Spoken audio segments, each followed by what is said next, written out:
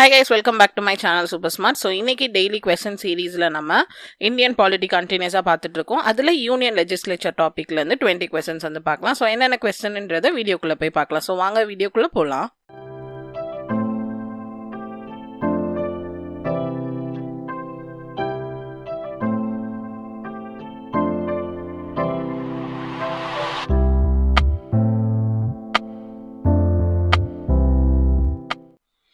So இந்த டாப்பிக்கை பற்றின வீடியோ கிளாஸ் நீங்கள் ஃப்ரீயாக பார்க்கணும்னு நினச்சிங்கன்னா கீழே டிஸ்கிரிப்ஷன் பாக்ஸ் செக் பண்ணுங்கள். அதில் உங்களுக்கு யூனியன் லெஜிஸ்லேச்சர் பற்றி நான் உங்களுக்கு எடுத்த ஃப்ரீ வீடியோ கோர்ஸ் வந்து அவைலபிளாக இருக்குது. ஸோ ஃபஸ்ட்டு யூனியன் லெஜிஸ்லேச்சர்னால் என்ன அப்படின்றது தெரிஞ்சால் தான் இந்த கொஸ்டின்லாம் உங்களால் ஆன்சர் பண்ண முடியும்.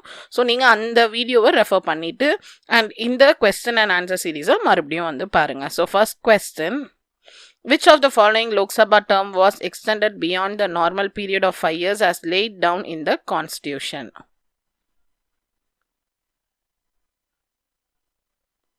ஸோ ஆன்சர் வந்து 5.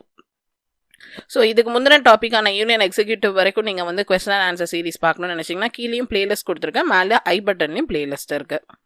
So second question, a deadlock between the Lok Sabha and Rajya Sabha called for joint sitting of the parliament during the phase of ordinary legislation, money bill, constitutional amendment bill. So எப்போ ராஜ்சபாவும் லோக் சபாவும் வந்துட்டு joint சிட்டிங்கில் இருப்பாங்க. இதெல்லாம் வந்து 3 பாயிண்டாக இருக்குது. இதில் எப்பப்போல்லாம் இருப்பாங்க அப்படின்னு பார்த்தீங்கன்னா ஆர்டினரி லெஜிஸ்லேஷன் டைமில் மட்டும்தான்.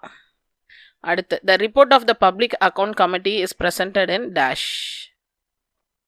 பப்ளிக் அக்கௌண்ட் கமிட்டியோட ரிப்போர்ட்டை வந்து எங்கே வந்து ப்ரெசென்ட் பண்ணியிருப்பாங்க எங்கன்னு பார்த்தீங்கன்னா லோக்சபாவில். அடுத்து, who said parliamentary system gives the executive an opportunity for tyranny? இந்த ஃப்ரேஸை சொன்னது யாரு? ஸோ யாருன்னு பார்த்தீங்கன்னா ஹெச்.ஜே. லஸ்கி. அடுத்து, the first joint setting of the parliament was held in the year dash. So எப்போ வந்து லோக்சபா அண்ட் ராஜ்யசபா சேர்ந்து அந்த ஃபர்ஸ்ட் அந்த ஜாயிண்ட் செட்டிங் வந்து நடந்துச்சு எப்போன்னு பார்த்தீங்கன்னா 1960. ஸோ நம்ம சேனலில் உங்களுக்கு 2 விதமான சயின்ஸ் மெட்டீரியலும் ஜியாகிரஃபிக்கு ஒரு புக்கும் வந்துட்டு லான்ச் பண்ணியிருக்கேன். ஸோ ஒரு வால்யூமில் ஃபிசிக்ஸ் வரைக்கும் கவர் ஆகும், 2வது சயின்ஸ் வால்யூமில் கெமிஸ்ட்ரியும் பயாலஜியும் கவர் ஆகும், அண்ட் இதில் வந்துட்டு ஜியாகிரஃபி வந்து உங்களுக்கு கவர் ஆகும். ஸோ எல்லாமே வந்துட்டு topic wise content, book back question, previous year question paper, do you knows எல்லாமே வந்துட்டு இந்த புக்கில் வந்து உங்களுக்கு கவர் ஆகிடும். ஸோ இந்த புக் இருந்தாலே உங்களால் இந்த சப்ஜெக்ட்டில் கேட்குற கொஸ்டின்ஸ் எல்லாம் ஆன்சர் பண்ண முடியும். ஸோ அதுக்கான டீட்டெயில்ஸ் எல்லாமே வந்துட்டு உங்களுக்கு நான் வந்து வெப்சைட்டில் கொடுத்துருக்கேன். நம்ம வெப்சைட்லேயே நீங்கள் பர்ச்சேஸ் பண்ணலாம், அமேசான்லேயும் பர்ச்சேஸ் பண்ணிக்கலாம். அண்ட் அது மட்டும் இல்லாமல் ஒரு கொஸ்டின் பேங்க்கும் வந்துட்டு அவைலபிளாக இருக்குது. இதுவும் டாபிக் வைஸ் வந்து உங்களுக்கு அந்த டாபிக் ரிலேட்டடான கொஸ்டின்ஸ் இருக்கும், பின்னாடி ஆன்சர் கீ இருக்கும். ஸோ இதை வந்து நீங்கள் ஒரு டெஸ்ட் எழுதி பார்க்குற ஒரு நோட்டாகவும் யூஸ் பண்ணலாம், மார்க் பண்ணதுக்கப்புறம் ஒரு கொஸ்டின் பேங்காகவும் நீங்கள் வந்து யூஸ் பண்ணிக்கலாம். ஸோ இதையும் வந்துட்டு நீங்கள் நம்ம சேனல்லையும் பர்ச்சேஸ் பண்ணலாம் அண்ட் அமேசான்லேயும் நீங்கள் வந்து பர்ச்சேஸ் பண்ணிக்கலாம். அடுத்து, how many members are elected to Lok Sabha from the Union Territory of Delhi? So union territory, அதாவது டெல்லி யூனியன் டெரிட்டரியிலேருந்து எத்தனை மெம்பரை வந்து லோக்சபாக்கு எலெக்ட் பண்ணுறாங்க? ஸோ எத்தனைன்னு பார்த்தீங்கன்னா 7 பேர். அடுத்து, the speaker of 17th Lok Sabha is dash.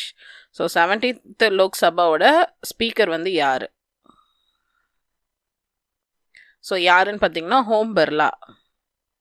அடுத்து, the salary and other emoluments of the speaker and deputy speaker fixed by dash.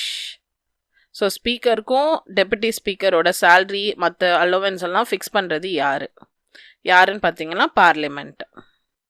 அடுத்து, which one of the following is not a feature of parliamentary government in India? So இதில் எது வந்து parliamentary கவர்மெண்ட்டோட feature வந்து கிடையாது? Answer வந்து political heterogeneity. அடுத்து, which of the following article says that when the state of emergency is in operation the parliament can make laws on the state subject? So emergency டைமில் parliament வந்து loss வந்து make பண்ணலாம் அப்படின்னு எந்த ஆர்டிக்கலில் சொல்லியிருக்கு? எதுன்னு பார்த்தீங்கன்னா ஆர்டிக்கல் 250.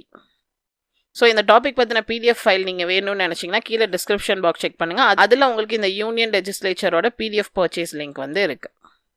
அடுத்து, all the expenditure from the consolidated fund in the annual financial statement to be voted by the Lok Sabha are submitted in a form of demand from grant in pursuance of dash.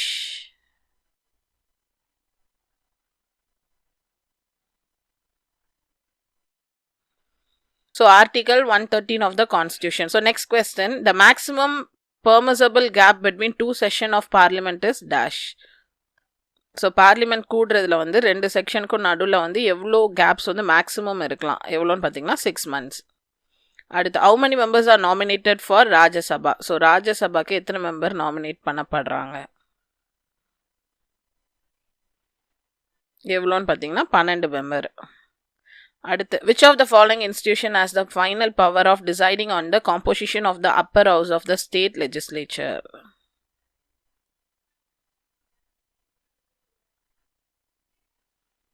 Answer வந்து parliament.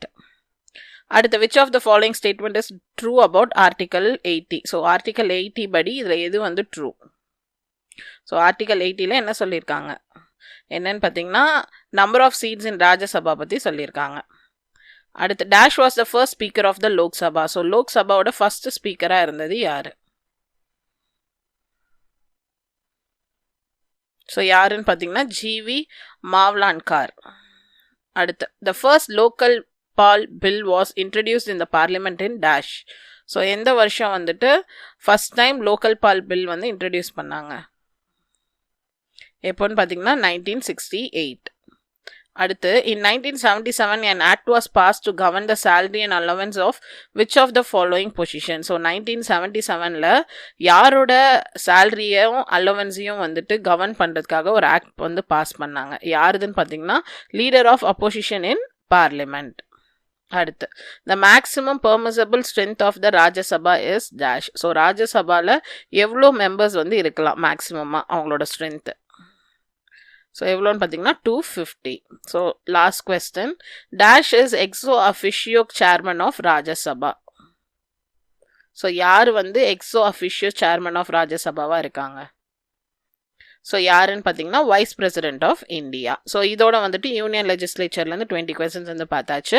நம்ம next வீடியோவில் அடுத்த டாப்பிக்கான state எக்ஸிக்யூட்டிவ்லேருந்து 20 questions வந்து பார்க்கலாம். So நம்ம சேனலில் உங்களுக்கு ஃப்ரீயாக வந்துட்டு தமிழுக்கு வீடியோ கிளாஸஸ் வந்து போயிட்டுருக்கு. சயின்ஸ் அண்ட் ஜியோகிராஃபிக் ஆல்ரெடி வந்துட்டு கிளாஸஸ் வந்து முடிஞ்சிருக்கு. ஸோ உங்கள் ப்ரிப்ரேஷனுக்கு தேவையான மெட்டீரியல்ஸ் வீடியோ கிளாஸஸ் எல்லாமே நம்ம சேனலில் அவைலபிளாக இருக்குது. ஸோ எல்லாமே வந்து நீங்கள் செக் பண்ணி பாருங்கள். மெட்டீரியல் டீட்டெயிலுக்கு நம்மளோட வெப்சைட்டை வந்து செக் பண்ணுங்கள்.